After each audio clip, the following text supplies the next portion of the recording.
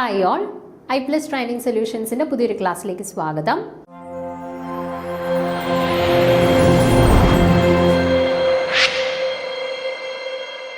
അപ്പോൾ നമ്മൾ നമ്മുടെ കെമിക്കൽ എക്സാമിനേഴ്സ് ലബോറട്ടറിയുടെ ക്വസ്റ്റ്യൻ ഡിസ്കഷൻ തന്നെയാണ് കണ്ടിന്യൂ ചെയ്യുന്നത്.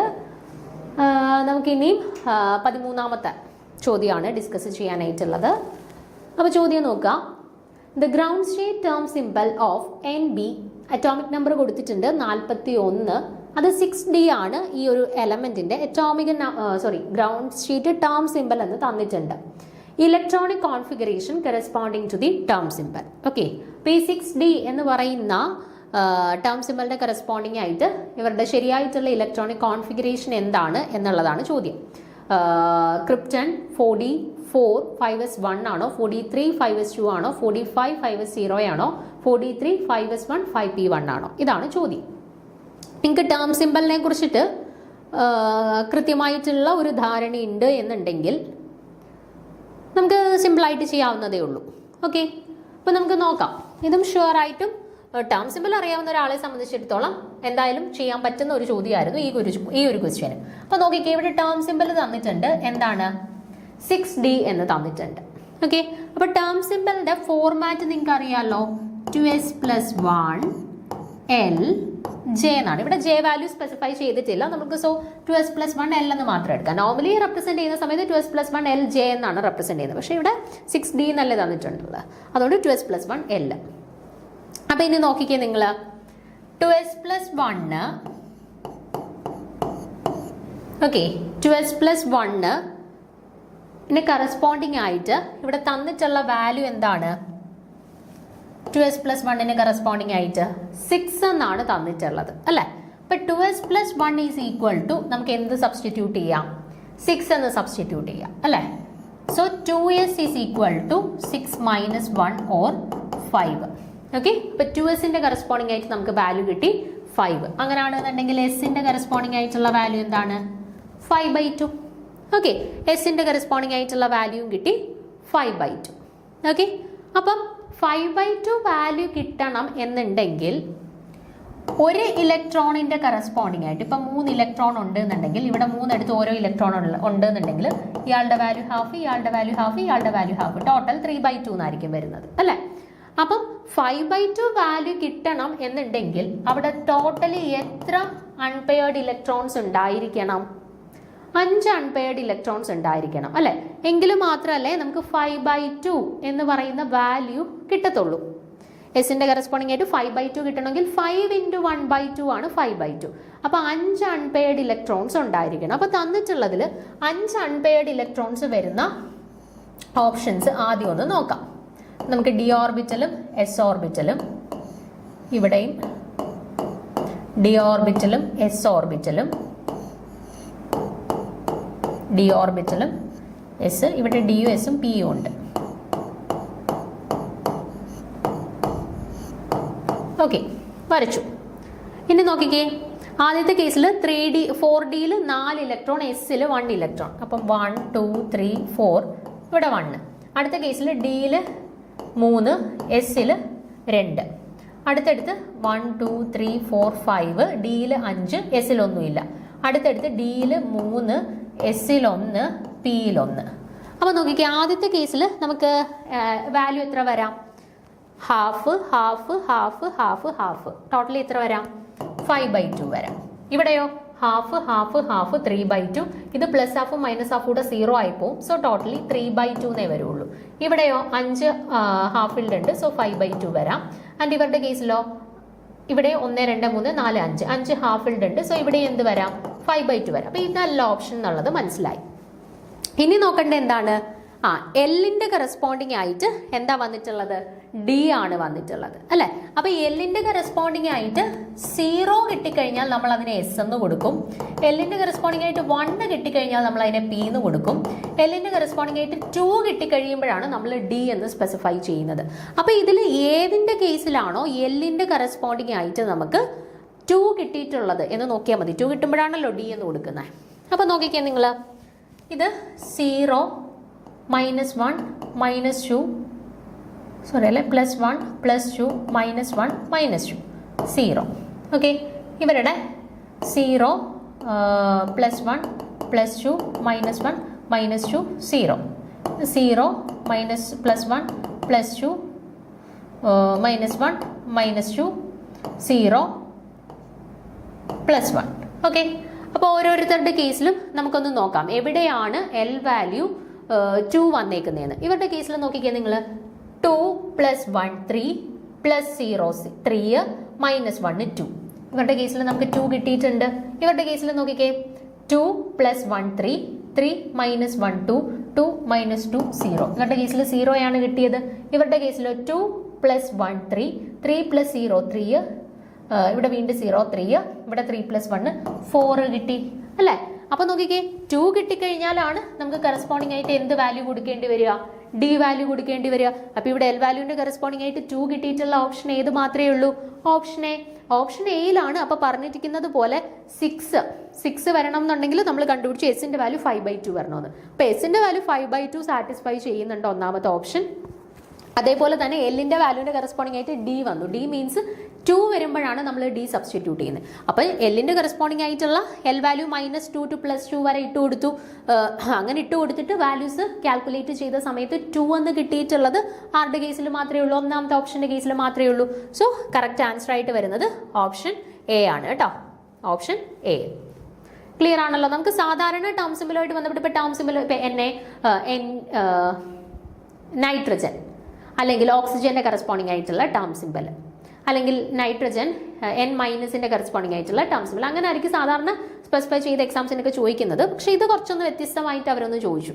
അപ്പം ഇപ്പം അങ്ങനെ മാത്രം പഠിച്ചിട്ടുള്ള ഒരാളെ സംബന്ധിച്ചിടത്തോളം, അതിന്റെ ആപ്ലിക്കേഷൻ ലെവലിലുള്ള സാധനങ്ങൾ അറിയാത്ത ഒരാളെ സംബന്ധിച്ചിടത്തോളം ചിലപ്പോൾ ഇത് ക്ലിക്ക് ആവത്തില്ല പെട്ടെന്ന്. ഓക്കെ, പക്ഷെ സിമ്പിൾ ആണ്. നമുക്ക് ടേം സിംബലിന്റെ കറക്റ്റ് ഫോർമാറ്റ് അറിയാമെന്നുണ്ടെങ്കിൽ വളരെ സിമ്പിൾ ആയിട്ട് ആൻസർ ചെയ്യാൻ പറ്റുന്ന ഒരു ചോദ്യമായിരുന്നു. ഓക്കെ, അപ്പൊ ക്ലിയർ ആണല്ലോ നിങ്ങൾക്ക്. അടുത്ത ചോദ്യം നോക്കാം. 14ാമത്തെ ചോദ്യം. For an electron in a 3-dimensional rectangular box of dimensions Lx 1 × 10⁻⁵, Ly 1.5 × 10⁻⁵, and Lz 2 × 10⁻⁵, 0 point energy calculate ചെയ്യാനായിട്ടാണ് ചോദ്യം. Options 2.01 × 10⁻⁷ joule, 1.01 × 10⁻⁷ joule, 3.01 × 10⁻⁷ joule, and 4.01 × 10⁻⁷ joule. Okay, അപ്പോൾ ഇവിടെ നോക്കിക്കേ 3-dimensional rectangular ബോക്സ് ആണ്. അവരുടെ 0 പോയിന്റ് എനർജിയാണ് കാൽക്കുലേറ്റ് ചെയ്യേണ്ടത്. Lx, Ly, Lz വാല്യൂസ് ചോദ്യത്തിൽ തന്നിട്ടുണ്ട്. ഓക്കെ, അപ്പം നേരെ ഇക്വേഷനിലോട്ട് പോവാം. എന്താണ് ഒരു 3-dimensional rectangular ബോക്സിന്റെ ഒരു 0 പോയിന്റ് എനർജി കാൽക്കുലേറ്റ് ചെയ്യാനായിട്ടുള്ള ഇക്വേഷൻ? അതാണ് ഈ കൊടുത്തിട്ടുള്ളത്.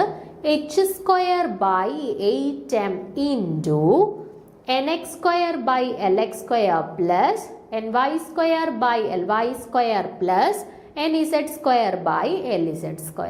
Lx, Ly, Lz വാല്യൂസ് ചോദ്യത്തിൽ തന്നിട്ടുണ്ടല്ലോ. nx, ny, z ചോദ്യത്തിൽ തന്നിട്ടില്ല. പക്ഷെ ക്വസ്റ്റ്യനിൽ 0 പോയിന്റ് എനർജി ആണെന്ന് തന്നിട്ടുണ്ട്. Okay, 0 point energy means minimum energy value അല്ലെ. മിനിമം എനർജി വാല്യൂവിന്റെ കറസ്പോണ്ടിങ് ആയിട്ട് വരുന്ന nx, ny, nzന്റെ വാല്യൂ തീർച്ചയായിട്ടും എന്തായിരിക്കും? 111 ആയിരിക്കും അല്ലെ. ഏറ്റവും മിനിമം ആയിട്ട് വരുന്ന nx, ny, nzന്റെ വാല്യൂസ് എന്തായിരിക്കും വരിക? 111 ആണ്. ഓക്കെ, അപ്പൊ നമുക്ക് 0 പോയിന്റ് എനർജി ആയതുകൊണ്ട് തന്നെ nx, ny, nzന് പകരം എന്തിട്ട് കൊടുക്കാം? 1 1 1 എന്ന് സബ്സ്റ്റിറ്റ്യൂട്ട് ചെയ്ത് കൊടുക്കാം. Lx, Ly, Lz എന്തിൽ തന്നിട്ടുണ്ട്? ക്വസ്റ്റ്യനിൽ തന്നിട്ടുണ്ട്. ദെൻ മാസ് ഓഫ് ഇലക്ട്രോൺ നമുക്കറിയാം. പ്ലാങ്ക്സ് കോൺസ്റ്റന്റ് h-ന്റെ വാല്യൂ നമുക്കറിയാം. ജസ്റ്റ് സബ്സ്റ്റിറ്റ്യൂട്ട് ചെയ്താൽ മതി. ഓക്കെ, അപ്പൊ ഇക്വേഷൻ പഠിച്ചിരിക്കുക എന്നുള്ളതാണ് പ്രധാനപ്പെട്ട കാര്യം. h² / 8m × nx² / lx² + ny² / ly² + nz² / lz². Okay, ഇനി ഇത് ചെയ്യുന്നത് കുറച്ച് ലെങ്തിയാണ്, കുറച്ച് സമയം, അത്യാവശ്യം നല്ല സമയം എടുക്കും. അപ്പം വേറെയുള്ള കുറച്ച് ചോദ്യങ്ങളൊക്കെ നമുക്ക് പെട്ടെന്ന് കിട്ടുന്ന കുറച്ച് ചോദ്യം ഉണ്ടല്ലോ. അപ്പം അതിൻ്റെയൊക്കെ ടൈം കൂടെ കൺസ്യൂം ചെയ്ത് മാത്രം നമുക്ക് ആൻസർ ചെയ്യാൻ പറ്റുന്ന ഒരു ചോദ്യമാണ് കേട്ടോ. കുറച്ച് ടൈം കൺസ്യൂമിംഗ് ആണ്. സോ ഇങ്ങനെയുള്ള ചോദ്യങ്ങളൊക്കെ വരികയാണെന്നുണ്ടെങ്കിൽ നിങ്ങൾ അവസാനത്തേന് മാറ്റിയിടണം. അല്ലെന്നുണ്ടെങ്കിൽ നമുക്ക് എളുപ്പമുള്ള ചില ചോദ്യങ്ങളൊന്നും ചെയ്യാൻ സമയം കിട്ടാണ്ട് വരും. അപ്പം ഇങ്ങനെ കുറച്ച് ലെങ്തി ആയിട്ട് വരുന്ന ചോദ്യങ്ങൾ അവസാനത്തേന് ഇട്ടേക്കുക. നമുക്ക് ഇക്വേഷനൊക്കെ അറിയാമായിരിക്കും, പക്ഷെ ചെയ്യാൻ കുറേ സമയം എടുക്കും. അപ്പം ബാക്കിയുള്ളതൊക്കെ ഒന്ന് ഒരുവിധം നോക്കി അത്യാവശ്യം നമുക്ക് അറിയാവുന്ന എല്ലാം എഴുതി കഴിഞ്ഞ ശേഷം മാത്രം ഇങ്ങനെയുള്ള ലെങ്തി ആയിട്ടുള്ള പ്രോബ്ലംസ് ചെയ്യാനായിട്ട് സമയം മാറ്റി വെക്കുന്നതായിരിക്കും നല്ലത് എക്സാമിന്. ഓക്കെ, അപ്പോൾ ഇവിടെ പ്ലാങ്ക്സ് കോൺസ്റ്റന്റ് എച്ചിന് എന്ത് സബ്സ്റ്റിറ്റ്യൂട്ട് ചെയ്യും? 6.626 ഇൻറ്റു 10⁻³ സബ്സ്റ്റിറ്റ്യൂട്ട് ചെയ്യും. മാസ് ഓഫ് ഇലക്ട്രോണിന് എന്ത് സബ്സ്റ്റിറ്റ്യൂട്ട് ചെയ്യും? 9.10 ഇൻറ്റു 10⁻31 സബ്സ്റ്റിറ്റ്യൂട്ട് ചെയ്യും. LX LY Z ഡയമെൻഷൻസ് ആണ്, അത് ചോദ്യത്തിൽ തന്നിട്ടുണ്ട്, അത് സബ്സ്റ്റിറ്റ്യൂട്ട് ചെയ്യുക. NX NY Z എന്ന് പറയുമ്പോൾ 0 പോയിന്റ് എനർജിയുടെ കറസ്പോണ്ടിങ് ആയിട്ടുള്ള മിനിമം വാല്യൂസ് ആണ്. സോ 1 1 1 എന്ന് സബ്സ്റ്റിറ്റ്യൂട്ട് ചെയ്യുക. ഓക്കെ, അപ്പോൾ ഞാനിവിടെ സബ്സ്റ്റിറ്റ്യൂഷൻ കൊടുത്തിട്ടുണ്ട്. ദെൻ ബാക്കി നിങ്ങൾ ചെയ്താൽ മതി, നിങ്ങളൊന്ന് പോസ് ചെയ്തിട്ട് നോക്കിയാൽ മതി. ജസ്റ്റ് സബ്സ്റ്റിറ്റ്യൂഷൻ ആണ്, ഫുൾ കാൽക്കുലേഷൻസ് ആണ്. സബ്സ്റ്റിറ്റ്യൂട്ട് ചെയ്യേണ്ട കാര്യമെല്ലാം മനസ്സിലായല്ലോ. അതിനുശേഷം മൊത്തത്തിൽ കംപ്ലീറ്റ് കാൽക്കുലേഷൻസ് ആണ്. കാൽക്കുലേഷൻ എല്ലാം ചെയ്ത് കഴിഞ്ഞപ്പോഴത്തേന് ഫൈനലി നമുക്ക് ആൻസർ കിട്ടിയിട്ടുള്ള എന്താണ്? 1.020 ഇൻറ്റു 10⁻⁻7 ആണ്. ജസ്റ്റ് ഒന്ന് സ്ക്രീൻഷോട്ട് എടുക്കുക, ഒന്ന് ചെയ്ത് നോക്കുക, ഫൈനലി ആൻസർ കിട്ടുന്നോ എന്നുള്ളത് ഒന്ന് ചെക്ക് ചെയ്ത് നോക്കിയാൽ മതി. ഓക്കെ, അപ്പോൾ 1.02 ഇൻറ്റു 10⁻⁻7 എന്ന് പറയുമ്പോൾ നമ്മുടെ ഓപ്ഷൻ ബിയുമായിട്ട് സിമിലർ ആയിട്ടുള്ള ആൻസർ ആണ് അല്ലേ? സോ അതാണ് കറക്റ്റ് ആൻസർ ആയിട്ട് വരുന്നത്. ഓക്കെ, ഓപ്ഷൻ ബി 1.01 ഇൻറ്റു 10⁻⁻7 എന്നുള്ളതാണ് കറക്റ്റ് ആൻസർ ആയിട്ട് വരുന്നത്. ഓക്കെ, അടുത്ത ചോദ്യത്തിലോട്ട് പോവാം. 15ാമത്തെ ചോദ്യം ഇതാണ്. In the IR spectrum of cyclohexanon, the carbonyl absorption band appears at. വളരെ സിമ്പിൾ ആയിട്ടുള്ള ചോദ്യമാണ്. IR സ്പെക്ട്രോസ്കോപ്പിയായിട്ട് ബന്ധപ്പെട്ട ഓർഗാനിക് ഭാഗത്തു നിന്നുള്ളൊരു ചോദ്യമാണ്. പക്ഷെ നമ്മളെ വലിയ ബുദ്ധിമുട്ടിക്കാത്ത തരത്തിൽ സിമ്പിളായിട്ട് നമുക്ക് എല്ലാവർക്കും അത്യാവശ്യം അറിയാവുന്ന ഒരു ഫങ്ഷണൽ ഗ്രൂപ്പ് തന്നെ തന്നിട്ട് അതിൻ്റെ സ്ട്രെച്ചിങ് ഫ്രീക്വൻസിയുടെ വാല്യൂ ആണ് ചോദിച്ചിട്ടുള്ളത്. നോക്കിക്കേ, സൈക്ലോഹെക്സനോൺ ആണ്. ഹെക്സനോൺ എന്ന് പറയുമ്പോൾ എന്താണ്? കീറ്റോൺ ആണ് അല്ലേ? അപ്പോൾ കീറ്റോ ഗ്രൂപ്പാണ് ഫങ്ഷണൽ ഗ്രൂപ്പായിട്ട് വന്നിട്ടുള്ളത്. ആൻഡ് കീറ്റോണിൻ്റെ കേസിൽ നിങ്ങൾക്ക് അറിയാമല്ലോ ഓൾറെഡി. നമ്മുടെ ആൽഡിഹൈഡ്സിൻ്റെയും കീറ്റോൺസിൻ്റെയൊക്കെ സ്ട്രെച്ചിങ് ഫ്രീക്വൻസിയുടെ വാല്യൂ എന്ന് പറയുന്നത് ഒരു 1710, 15, 20 ആ ഒരു റേഞ്ചിലാണ് വരുന്നത്. 1710 to 1720, 20, 25 ആ ഒരു റേഞ്ചിലാണ് ഓക്കുപ്പൈ ചെയ്യുന്നത്. അപ്പോൾ ഇവിടെ ഓപ്ഷൻസ് നോക്കി കഴിയുമ്പോൾ തന്നെ 1760, 1715, 1670, 1700 തന്നിട്ടുള്ളത്. അപ്പോൾ ചോദ്യം കാണുമ്പോഴേ അറിയാം 1710, 15, 20 ആ റേഞ്ചിലുള്ളത് ആൽഡിഹൈഡ്സും കീറ്റോൺസും ആണ് അല്ലേ? അപ്പോൾ ആ റേഞ്ചിലുള്ള ഓപ്ഷൻ എന്ന് പറയുന്നത് ഓപ്ഷൻ ബി ആണ്. അപ്പോൾ നമുക്ക് ചോദ്യം നോക്കുന്ന ഉടനെ തന്നെ ആൻസർ ചെയ്യാൻ പറ്റുന്ന ചോദ്യമാണ് കേട്ടോ. വലിയ ബുദ്ധിമുട്ടുള്ള ഫംഗ്ഷൻ ഗ്രൂപ്പ് ഒന്നും അല്ല തന്നിട്ടുള്ളത്, നമുക്ക് സാധാരണ അറിയാവുന്ന ഫംഗ്ഷൻ ഗ്രൂപ്പ് തന്നെയാണ് തന്നിട്ടുള്ളത്. അപ്പോൾ ഇത് നമുക്ക് എളുപ്പത്തിൽ മാർക്ക് സ്കോർ ചെയ്യാൻ പറ്റുന്ന ഒരു ചോദ്യമാണ്. പിന്നെ അത്യാവശ്യം വേണ്ടുന്ന കുറച്ച് ഫംഗ്ഷണൽ ഗ്രൂപ്പുകളും അതിൻ്റെ സ്ട്രെച്ചിങ് ഫ്രീക്വൻസിയുടെ റേഞ്ചൂടെ ഞാനിവിടെ കൊടുത്തിട്ടുണ്ട്. നോക്കുക, ആൽക്കഹോള് യൂഷ്വലി ഫ്രീ ആൽക്കഹോൾസ് ആണെന്നുണ്ടെങ്കിൽ ഏകദേശം ഒരു 3640 to 3610 റേഞ്ചിലായിരിക്കും അവരുടെ സ്ട്രെച്ചിങ് ഫ്രീക്വൻസിയുടെ വാല്യൂ വരുന്നത്. ഇനി അത് ഹൈഡ്രജൻ ബോണ്ടഡ് ആൽക്കഹോൾസ് ആണെന്നുണ്ടെങ്കിൽ ഒരു 3500 to 3200 സെൻറ്റിമീറ്റർ ഇൻവേഴ്സ് വരെ വേരി ചെയ്യാം. ദെൻ അമീൻസിൻ്റെ കേസിൽ 3500 to ഒരു 3300 റേഞ്ചിലാണ് അമീൻസിൻ്റെ കേസിൽ വരുന്നത് കേട്ടോ. അപ്പോൾ ഈ ആൽക്കഹോൾസിനും അമീൻസിനുമാണ് പ്രധാനമായിട്ടും ഒരു 3000 എബോവ് പോകുന്നത് കേട്ടോ. അത് ഓർത്ത് വെച്ചേക്കുക. ആൽക്കഹോൾസിനും അമീൻസിനുമാണ് 3000 എബോവ് സ്ട്രെച്ചിങ് ഫ്രീക്വൻസിയുടെ വാല്യൂ പോകുന്നത്. ദെൻ ടെർമിനൽ ആൽക്കൈൻസിൻ്റെ കേസിൽ ഒരു 3300 to 3270 ആ റേഞ്ചിൽ ടെർമിനൽ ആൽക്കൈൻസിൻ്റെ കേസിലും വരുന്നുണ്ട്. ദെൻ പിന്നെ നോക്കേണ്ടത് ആൽഡിഹൈഡ്സ്. എല്ലാം ഒന്ന് നോക്കണ്ട, അതുകൊണ്ട് ഈ ആൽഡിഹൈഡ്സ് നോക്കി വെച്ചേക്കാം. ആൽഡിഹൈഡ്സിൻ്റെത് പിന്നെ ഇവിടെ തെറ്റാനുള്ള കാര്യം ഇത് ആൽഡിഹൈഡ് CH ആണ്. ഇത് വേണ്ട, നമുക്ക് വേണ്ടുന്നത് ആലിഫാറ്റിക് CH. ഇതൊന്നും വേണ്ട, ഇതൊന്നും നമുക്ക് ചോദിക്കാൻ സാധ്യതയില്ല. ചോദിക്കാൻ സാധ്യതയുള്ളത് മാത്രം ഞാൻ ജസ്റ്റ് ഒന്ന് പറയാം. അടുത്ത നൈട്രിൽസ്. നൈട്രിൽസിൻ്റെ കേസിലൊന്ന് നോക്കി വെച്ചേക്കാം. 2300 to 2200 ആണ് കേട്ടോ നൈട്രിൽസ്. CN ബോൺസ് ഫംഗ്ഷൻ ഗ്രൂപ്പ്സ് ആയിട്ട് വരുമ്പോൾ 2300 to 2200 റേഞ്ചിൽ വരുന്നുണ്ട്. പിന്നെ നോക്കേണ്ടത് എസ്റ്ററുകളുടെ നോക്കി വെച്ചേക്കാം. 1750 to 1740 റേഞ്ചിലാണ് എസ്റ്റർ കേട്ടോ. 1750, 1740 റേഞ്ചിലാണ്. നമുക്ക് 1760 എന്ന് പറഞ്ഞാൽ തന്നിട്ടില്ലായിരുന്നു, അത് എസ്റ്ററിന്റെ റേഞ്ചിൽ വരുന്നതാണ്. അടുത്തത് ആൽഡിഹൈഡിനകത്തുള്ള CO ഗ്രൂപ്പ് ഏതാണ്? 1740 to 1720, ഒരു 1720-25 റേഞ്ചിലൊക്കെ വരും ആൽഡിഹൈഡ്സിന്റെ കേസിൽ. കീറ്റോൺസിന്റെ കേസിൽ ഒരു 1700 മുതൽ 1720 വരെ വരും കേട്ടോ. ദെൻ അമൈഡിന്റെ കേസിൽ 1600, നമുക്ക് അതും തന്നിട്ടുണ്ടായിരുന്നു ഓപ്ഷനിൽ. 1650 എന്ന് പറഞ്ഞാൽ തന്നിട്ടില്ലായിരുന്നു, അത് അമൈഡിൻ്റെതാണ് കേട്ടോ. 1650 to 1710 റേഞ്ചിനകത്ത് അമൈഡ്സിൻ്റെത് വരും. ഓക്കെ, അത്യാവശ്യം അത്രയും നോക്കി വെച്ചിരുന്നാൽ മതി. പിന്നെ ആൽക്കീൻസിൻ്റെ 1675. ഓക്കെ, അത്രയും മതി. അപ്പോൾ അത്യാവശ്യം alcohols, amines, terminal alkynes, nitriles, ester, aldehydes, ketones, amides, ഇത്രയും അത്യാവശ്യം നിങ്ങളൊന്ന് നോക്കി വെച്ചേക്കണം കേട്ടോ. നമുക്ക് എക്സാംസിനൊക്കെ മാറി മാറി ചോദിക്കാം. ഓക്കെ, ക്ലിയർ ആണല്ലോ. അപ്പോൾ ഇവിടെ 1715 കീറ്റോൺസിൻ്റെ കേസിൽ സ്ട്രെച്ചിങ് ഫ്രീക്വൻസിയുടെ വാല്യൂ വരുന്നത്. ഇത് സിമ്പിൾ ആയിട്ടുള്ളൊരു ചോദ്യമായിരുന്നു. അടുത്ത ചോദ്യം 16ാമത്തെ ചോദ്യം. ഇതും നമുക്ക് പ്രോബ്ലം സെക്ഷനിൽ നിന്ന് സോളിഡ് സ്റ്റേറ്റിലുള്ള നമ്മുടെ ബ്രാഗ്സ് ഇക്വേഷനുമായിട്ട് ബന്ധപ്പെട്ട് പ്രോബ്ലം സെക്ഷനിൽ ചോദിച്ചിട്ടുള്ള ഒരു ചോദ്യമാണ്. ഇത് നമുക്ക് കുറച്ച് സമയം എടുക്കും. പിന്നെ നമുക്ക് നമ്മൾ സാധാരണ സൈനിൻ്റെയും കോസിൻ്റെയും ഒക്കെ വാല്യൂസ് നമുക്ക് കാൽക്കുലേറ്റർ ഉണ്ട്. ഇപ്പോൾ sin 30, sin 45, sin 60, cos 30, cos 45, cos 90, പിന്നെ sin 1, sin 90, അങ്ങനെയുള്ള കുറച്ച് വാല്യൂസിൻ്റെ ഒക്കെ നമുക്ക് കാണാതെ അറിയാം. പക്ഷേ ഇപ്പോൾ sin 10, sin 11, sin 12 എന്നൊക്കെ വന്നു കഴിഞ്ഞാൽ നമുക്ക് അറിയുമോ? ഇല്ല. അപ്പം അങ്ങനെയുള്ള ഒരു ചോദ്യം കൂടിയായിരുന്നു ഇത്. അപ്പം നമുക്ക് അറിയാവുന്നതുമായിട്ട് കമ്പയർ ചെയ്ത് ഇന്നതാണ് ആൻസർ വരുന്നത് എന്ന് അസ്യൂം ചെയ്യാനേ നമുക്ക് പറ്റുള്ളൂ. നോക്കിക്കേ, നിങ്ങൾ ചോദ്യം നോക്കിക്കേ. Calculate the angle at which the first order reflection will occur in an X-ray spectrophotometer when X-rays of wavelength 1.54 angstrom are diffracted by the atoms of a crystal given that the interplanar distance is 4.04 angstrom. അപ്പോൾ എന്താണ് ചോദ്യത്തിൽ തന്നിട്ടുള്ളത്? എന്തൊക്കെ കാര്യങ്ങളാണ് നോക്കിക്കേ.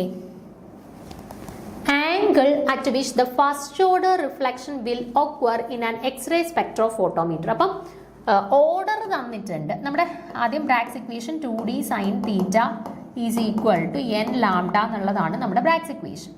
അതിൽ first order എന്ന് തന്നിട്ടുണ്ട്, അതായത് എന്നിന്റെ വാല്യൂ 1 ആണ് എന്ന് തന്നിട്ടുണ്ട്. ദെൻ വേവ് ലെങ്ത് 1.5 ആംസ്ട്രോങ് എന്ന് തന്നിട്ടുണ്ട്. ഓക്കെ, അപ്പം ലാംഡയുടെ വാല്യൂ തന്നിട്ടുണ്ട്. ഇന്റർപ്ലാനാർ ഡിസ്റ്റൻസ് ഡിയുടെ വാല്യൂ തന്നിട്ടുണ്ട് 4.04 ആംസ്ട്രോങ് ആണെന്ന് തന്നിട്ടുണ്ട്. നമുക്ക് എന്താ കണ്ടുപിടിക്കാൻ ചോദിച്ചിരിക്കുന്നത്? ആംഗിൾ ആണ്, സൈൻ തീറ്റയാണ് കണ്ടുപിടിക്കാനായിട്ട് ചോദിച്ചിട്ടുള്ളത്. ഓക്കെ, അപ്പോൾ നമുക്കൊന്ന് സബ്സ്റ്റിറ്റ്യൂട്ട് ചെയ്ത് നോക്കാം. 2 ഇൻറ്റു ഡി എത്ര? 4.04. Okay, sine theta is equal to എന്നിന് പകരം 1 കൊടുക്കാം, ലാംഡയ്ക്ക് എന്താ 1.5 ആംസ്ട്രോങ് എന്ന് കൊടുക്കാം. നമുക്ക് സൈൻ തീറ്റയാണ്. അപ്പോൾ sine theta is equal to 1.5 divided by 8. ഇവിടെ 4.04 ഇൻറ്റു 2, അതായത് 8.08 എന്ന് വരും അല്ലേ. അപ്പം 1.5 ബൈ 8.08 എന്ന് കിട്ടും നമുക്ക്. പക്ഷേ സൈൻ തീറ്റയാണോ വേണ്ടുന്നത്? ആംഗിൾ ആണ് വേണ്ടുന്നത്. അപ്പം തീറ്റയാണ് നമുക്ക് വേണ്ടുന്നത്. അതെന്ന് പറയുന്നത് സൈൻ ഇൻവേഴ്സ് 1.5 ബൈ 8.08 തുല്യമാണ്. നിങ്ങൾ നോക്കിക്കേ, ഇവിടെ നമുക്ക് ഇവിടെ സൈൻ തീറ്റ എന്ന് പറയുന്നത് 1.54 ഡിവൈഡഡ് ബൈ 8.08 ചെയ്യുമ്പോൾ ഏകദേശം 0.190 ആണ് വരുന്നത്. ഓക്കെ, 0.190 ആണ് വരുന്നത്. അപ്പം നിങ്ങൾ ഓൾറെഡി സൈൻ 10ന്റെ വാല്യൂ ചിലപ്പം നമ്മൾ പഠിച്ചു വെച്ചിട്ടുണ്ടായിരിക്കും. 0.173 ആണ് സൈൻ 10ന്റെ വാല്യൂ വരുന്നത്. ഓക്കെ, സൈൻ 10ന്റെ വാല്യൂ വരുന്നത് 0.173. അത് ചിലപ്പോൾ പഠിച്ചു വെച്ചിട്ടുണ്ടായിരിക്കും. നിങ്ങളൊന്ന് നോക്കി വെച്ചേക്ക് കേട്ടോ. സൈൻ സൈൻ 0, 90, 30, 45, 60 അത്രയും നമ്മൾ യൂഷ്വലി പഠിച്ചു വെക്കാറുള്ളൂ. 10ഉം കൂടെ ഒന്ന് നോക്കി വെച്ചേക്കുക. സൈൻ്റെ കോസിൻ്റെ 10ന്റെയും കൂടെ വാല്യൂ ഒന്ന് നോക്കി വെച്ചേക്കുക. അപ്പോൾ സൈൻ 10ന്റെ വാല്യൂ എന്ന് പറയുന്നത് 1.173 ആണ്. അപ്പോൾ ഇവിടെ നമുക്ക് കിട്ടിയിട്ടുള്ള ആൻസർ എന്ന് പറയുന്നത് 0.190 ആണ്. അപ്പം 0.173യുടെ തൊട്ട് അടുത്തായിട്ട് വരുന്ന ഒരു വാല്യൂ ആണ് നമുക്കിവിടെ ആൻസർ ആയിട്ട് കിട്ടിയിരിക്കുന്നത്, 0.190 അല്ലേ. അപ്പോൾ ഓപ്ഷൻസ് ഒന്ന് കമ്പയർ ചെയ്ത് നോക്കിക്കേ. 22, 14, 27 ഒക്കെയാണ് ബാക്കിയുള്ള ഓപ്ഷൻസ്. അപ്പോൾ 10 എന്ന് പറയുന്ന വാല്യൂവുമായിട്ട് സിമിലർ ആയിട്ടുള്ള ഒരു ആൻസർ ആണ് നമുക്ക് കിട്ടിയിട്ടുള്ളത്. അപ്പോൾ അതിൻ്റെ തൊട്ടടുത്ത് വരുന്ന വാല്യൂ പിന്നെ തന്നിട്ടുള്ളത് 11 ആണ്. അപ്പം അത് വെച്ചിട്ട് അല്ലെങ്കിൽ നമുക്ക് കാൽക്കുലേറ്റർ യൂസ് ചെയ്തല്ലേ ചെയ്യാൻ പറ്റുള്ളൂ. അപ്പോൾ കാൽക്കുലേറ്റർ അലൗഡ് അല്ല. അപ്പം നമ്മൾ ജസ്റ്റ് കമ്പയർ ചെയ്ത് ആൻസറിലോട്ട് എത്താൻ ശ്രമിക്കുക കേട്ടോ. അപ്പോൾ സൈൻ 11 ഡിഗ്രി എന്നുള്ളതാണ് കറക്റ്റ് ആംഗിൾ ആയിട്ട് വരുന്നത്. ഓക്കെ ആണേ. ഓക്കെ, അപ്പോൾ ഈ ഒരു 2 ചോദ്യങ്ങളെ ഉള്ളായിരുന്നു തോന്നുന്നു. അത്യാവശ്യം കുറച്ച് ബുദ്ധിമുട്ടുള്ള പ്രോബ്ലം സെക്ഷനിൽ നിന്നുള്ള നമ്മുടെ ക്വാണ്ടം മെക്കാനിക്സ് 3D ബോക്സിൻ്റെ കേസ്, റെക്ടാങ്കുലർ ബോക്സിൻ്റെ കേസ്, പിന്നെ ഇത് രണ്ടും ഉള്ളതെന്ന് തോന്നുന്നു. അത്യാവശ്യം ബുദ്ധിമുട്ടുള്ള ഒരു പ്രോബ്ലം സെക്ഷനിൽ നിന്ന് വന്ന 2 ചോദ്യങ്ങൾ. ഓക്കെ, ഇനി അടുത്ത ചോദ്യം നോക്കിക്കേ. For the deposition of lead by electroplating which is the most suitable compound among the following. Okay, അപ്പോൾ ഇവിടെ എന്താ ചോദ്യത്തിൽ പറഞ്ഞിട്ടുള്ളത്? Deposition of lead by electroplating. Electroplating വഴി ലെഡിൻ്റെ ഡിപ്പോസിഷൻ നടത്തണം. അങ്ങനെയാണെന്നുണ്ടെങ്കിൽ സ്യൂട്ടബിൾ ആയിട്ട് നമുക്ക് യൂസ് ചെയ്യാൻ പറ്റുന്ന കോമ്പൗണ്ട് ഏതാണ്? ലെഡിൻ്റെ സൾഫൈറ്റ് ആണോ, ക്ലോറൈഡ് ആണോ, BF4 ട്വൈസ് ബോറോൺ ഫ്ലൂറൈഡ്സ് ആണോ, PbEt4 ആണോ? ഇതിൽ ഏതിനെയാണ് നമുക്ക് ഈ പറയുന്ന പോലെ ഇലക്ട്രോപ്ലേറ്റിംഗിൽ ലെഡിനെ ഡിപ്പോസിറ്റ് ചെയ്യിക്കാൻ വേണ്ടിയിട്ട് യൂസ് ചെയ്യാൻ പറ്റുന്നത്? ഓക്കെ, അപ്പോൾ ഇതും പ്രത്യേകിച്ച് ട്രിക്കോ കാര്യങ്ങളോ ഒന്നുമില്ല, പഠിച്ചിരിക്കുക എന്നുള്ളതേ ഉള്ളൂ. PbSO4ൻ്റെ കേസിൽ അത് ലാർജ്ലി വാട്ടറിൽ ഇൻസോലുബിൾ ആയിട്ടുള്ള ഒരാളാണ് PbSO4 സൾഫേറ്റ് എന്ന് പറയുന്നത്. ദെൻ PbCl2 എന്ന് പറയുമ്പോഴത്തേന് സൾഫേറ്റിനെക്കാട്ടിൽ കമ്പാരിറ്റീവ്ലി കുറച്ചുകൂടെ സോലുബിലിറ്റി ഉള്ള ആളാണ്. ആൻഡ് PbBF4 ട്വൈസ് എന്ന് പറയുന്നത് വാട്ടറിൽ ഹൈലി സോലുബിൾ ആണ്.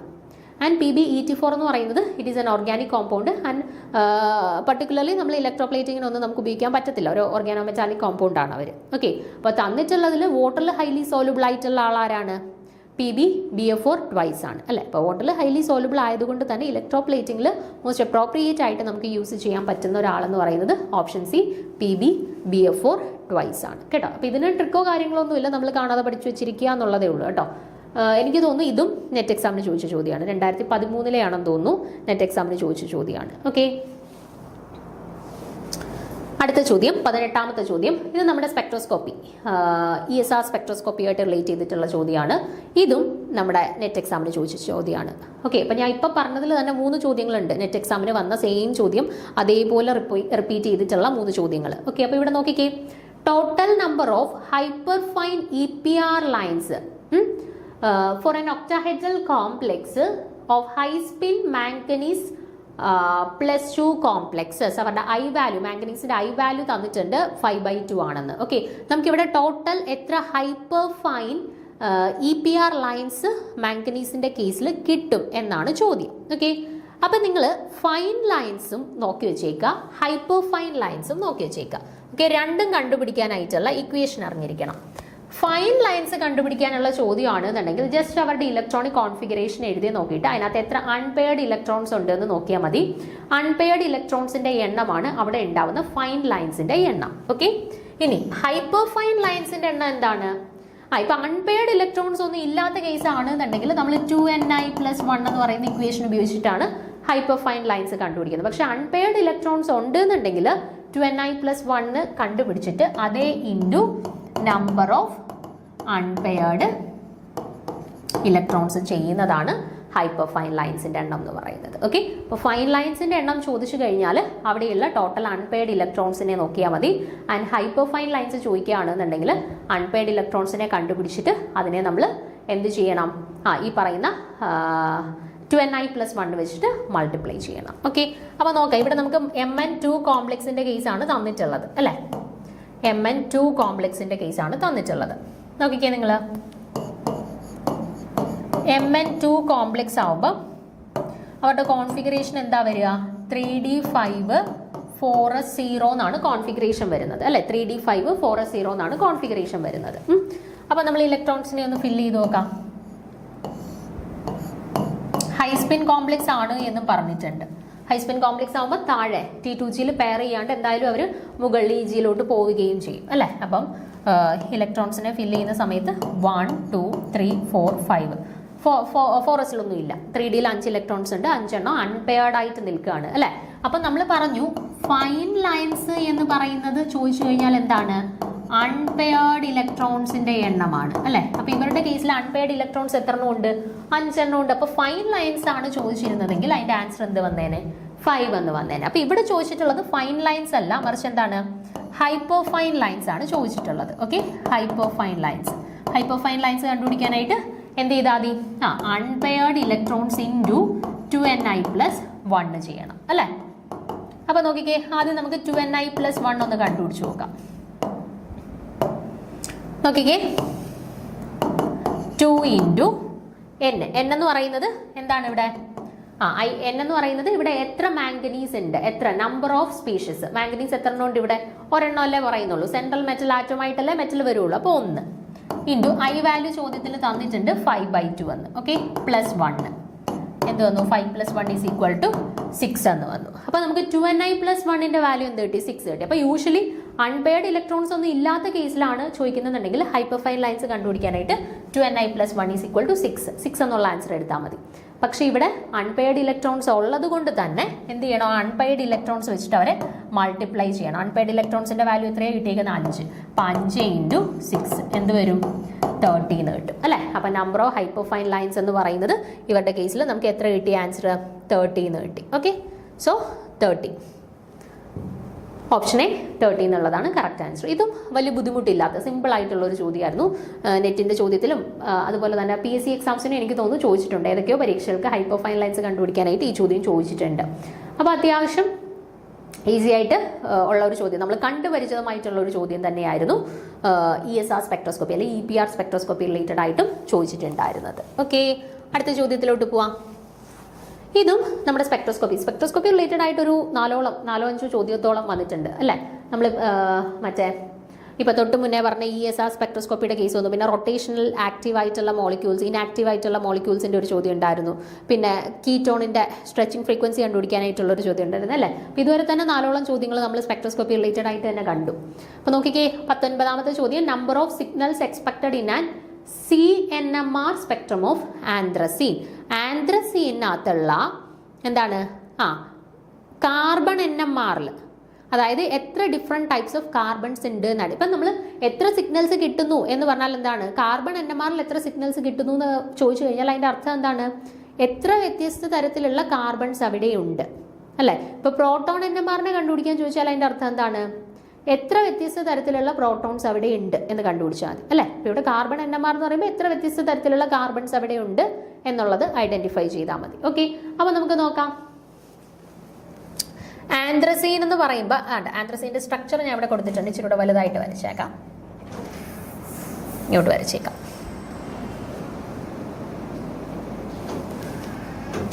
നോക്കിക്കേ, ആന്ത്രസീൻ്റെ സ്ട്രക്ചർ വരുമ്പോൾ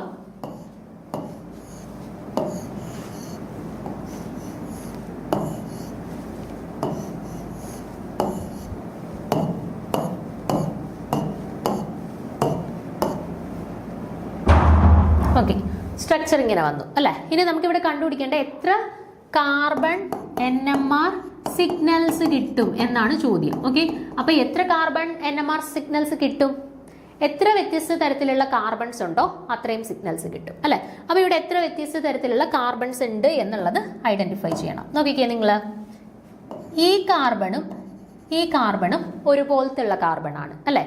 അതേപോലെ സിമിലർ ആയിട്ടുള്ള കാർബൺ എപ്പുറത്തും ഉണ്ട്, ഈ സൈഡിലും ഉണ്ട് അല്ലേ. അപ്പൊ ഈ 4 കാർബൺസും സിമിലർ ആയിട്ടുള്ള കാർബൺസ് ആണ്. അവരുടെ കറസ്പോണ്ടിങ് ആയിട്ട് ഈ 4 പേർക്കും കറസ്പോണ്ടിങ് ആയിട്ട് 4 സിഗ്നൽ കിട്ടത്തില്ല, ഒറ്റ സിഗ്നലേ കിട്ടത്തുള്ളൂ അല്ലെ. ഐഡന്റിക്കൽ ആയിട്ടുള്ള 3 പേരുണ്ടെങ്കിൽ 3 പേർക്ക് കറസ്പോണ്ടിങ് ഒറ്റ സിഗ്നൽ, ഐഡന്റിക്കൽ ആയിട്ടുള്ള 10 പേരുണ്ടെങ്കിൽ 10 പേർക്ക് കറസ്പോണ്ടിങ് ഒറ്റ സിഗ്നൽ അല്ലെ. അപ്പൊ ഇവിടെ ഐഡന്റിക്കൽ ആയിട്ടുള്ള 4 കാർബൺസ് ഉണ്ട്. ഈ 4 കാർബൺസിന് കറസ്പോണ്ടിങ് ആയിട്ട് ഒറ്റ സിഗ്നൽ തന്നെ കിട്ടും. ഇനി അടുത്ത് നോക്കിക്കേ, ഇതിന് ഐഡന്റിക്കൽ ആണ് ഈ കാർബൺ അല്ലെ. അതേപോലെ ഐഡന്റിക്കൽ ആയിട്ടുള്ള ആളുകളല്ലേ താണ്ടെ. ഓക്കെ, ഈ ഡബിൾ ബോണ്ട് ഈ കാർബൺ എടുത്തു കഴിഞ്ഞാൽ ഇപ്പുറത്ത് താണ്ടെ ഒരു ഇപ്പുറത്തോട്ട് താണ്ടെ ഈ ഇതിന്റെ എൻഡിൽ വന്നേക്കുന്ന കാർബൺ ആണ്. ഇപ്പുറത്തേക്ക് നോക്കിക്കേ, താണ്ട വേറൊരെണ്ണമായിട്ട് 3 ബോൺസ് പോയിട്ടുള്ള കാർബൺ ആണ്. ഇവിടെ നോക്കിക്കഴിഞ്ഞാൽ ഇവിടെ ഒറ്റ ബോണ്ടേ പോയിട്ടുള്ളൂ, ഇവിടോട്ട് 3 ബോൺസ് പോയിട്ടുള്ളതാണ്. അപ്പൊ ഇത് രണ്ടും ഐഡന്റിക്കൽ ആണ് അല്ലെ. അപ്പൊ ഇതും ഐഡന്റിക്കൽ ആണ്. അപ്പൊ ഞാൻ ബ്ലൂ മാർക്ക് ചെയ്തിട്ടുള്ള എല്ലാ കാർബൺസും സെയിം ആണ്, അവർക്ക് കറസ്പോണ്ടിങ് ആയിട്ട് ഒരു സിഗ്നൽ കിട്ടും. ഇനി അടുത്ത കാറ്റഗറി നോക്കിക്കേ,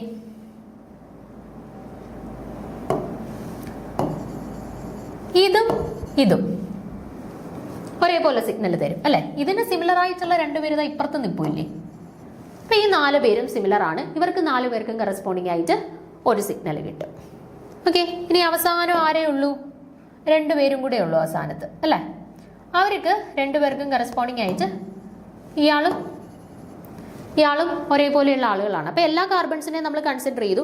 ഈ അറ്റത്തുള്ള 2 പേരും ഈ അറ്റത്തുള്ള 2 പേരും ഒരുപോലെ ഉള്ളവരാണ്, അവരൊരു സിഗ്നൽ തരും. ഇവർ രണ്ടുപേരും ഒരുപോലുള്ളവരാണ്, അവരൊരു സിഗ്നൽ തരും. ഇവർ രണ്ടുപേരും ഒരുപോലുള്ളവരാണ്, അവരൊരു സിഗ്നൽ തരും. ഇവരും ഒരേപോലുള്ളതാണ്, അവരും ഒരു സിഗ്നൽ തരും. അപ്പൊ മൊത്തത്തിൽ എത്ര ഡിഫറെന്റ് ടൈപ്സ് ഓഫ് സിഗ്നൽസ് കിട്ടി? പച്ചയുടെ ഒരെണ്ണം, നീലയുടെ ഒരെണ്ണം, റെഡിന്റെ ഒരെണ്ണം, യെല്ലോയുടെ ഒരെണ്ണം. മൊത്തത്തിൽ എത്ര സിഗ്നൽസ് കിട്ടി?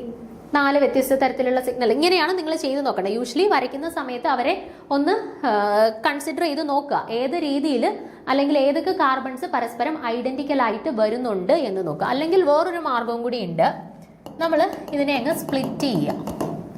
ഓക്കെ, ഈക്വൽ ആയിട്ടുള്ള ഭാഗങ്ങളായിട്ട് സ്പ്ലിറ്റ് ചെയ്യുക. അപ്പൊ ഇതിലേക്കൂടെ ഞാൻ വരച്ചപ്പോൾ 2ആയിട്ട് സ്പ്ലിറ്റ് ചെയ്ത്, ഇങ്ങനെയും കൂടെ വരച്ചു കഴിഞ്ഞാൽ 4 ഭാഗങ്ങളായിട്ട് സ്പ്ലിറ്റ് ചെയ്യും അല്ലെ. ഇനി നോക്കുക, ഈ സ്പ്ലിറ്റ് ചെയ്ത ഭാഗങ്ങളിനകത്ത് ഓരോ ഭാഗത്തിലും എത്ര കാർബൺസ് വരുന്നുണ്ടെന്ന് നോക്കുക. ഓരോ സ്പ്ലിറ്റ് ചെയ്ത ഭാഗത്തിലും എത്ര കാർബൺസ് വരുന്നുണ്ടെന്ന് നോക്കുക. അപ്പൊ ഈ ഒരു ഭാഗത്തിൽ 1 2 3 4 കാർബൺസ് വന്നു അല്ലെ. ഇനി ഈ ഒരു ഭാഗം എടുത്തു കഴിഞ്ഞാൽ 1 2 3 4 ഭാഗം വന്നു അല്ലെ. ഇനി ഈ ഭാഗം എടുത്തു കഴിഞ്ഞാൽ 1 2 3 4. ഈ ഭാഗം എടുത്തു കഴിഞ്ഞാൽ 1 2 3 4 അങ്ങനെ വേണമെങ്കിൽ നമുക്ക് കണ്ടുപിടിക്കാം. നമുക്ക് ഈക്വൽ ആയിട്ടുള്ള എത്ര ഭാഗങ്ങളായിട്ട് ഡിവൈഡ് ചെയ്യാമോ അത്രയും ഭാഗങ്ങളായിട്ട് ഡിവൈഡ് ചെയ്തിട്ട് ഓരോ ഭാഗത്തിലും എത്ര കാർബൺസ് ഉണ്ടെന്ന് നോക്കാം. അത്രയും സിഗ്നൽസ് നമുക്ക് കിട്ടും. അല്ലെങ്കിൽ ഞാൻ ആദ്യം പറഞ്ഞ മാർഗ്ഗം ഏതാണോ നിങ്ങൾക്ക് ഈസി ആ മെത്തേഡ് യൂസ് ചെയ്യാം. അപ്പോൾ ഇവിടെ ആന്ത്രസീൻ്റെ കേസിൽ നമുക്ക് കിട്ടി എത്ര വ്യത്യസ്ത തരത്തിലുള്ള കാർബൺ ആറ്റംസ് ഉണ്ട്? 4 വ്യത്യസ്ത തരത്തിലുള്ള കാർബൺ ആറ്റംസ് ഉണ്ട് അല്ലേ? അപ്പോൾ ടോട്ടലി എത്ര സിഗ്നൽസ് കിട്ടും? 4 സിഗ്നൽസ്. ഓപ്ഷൻ സി 4 എന്നുള്ളതാണ് കറക്റ്റ് ആൻസർ ആയിട്ട് വരുന്നത്. ഓക്കെ ആണേ. അപ്പം ബാക്കി കുറച്ച് ചോദ്യങ്ങളൂടെ ഉണ്ട്, അത് നമുക്ക് ഡീറ്റെയിൽ ആയിട്ട് അടുത്ത ക്ലാസ്സിൽ ഡിസ്കസ് ചെയ്യാം. Okay, thank you.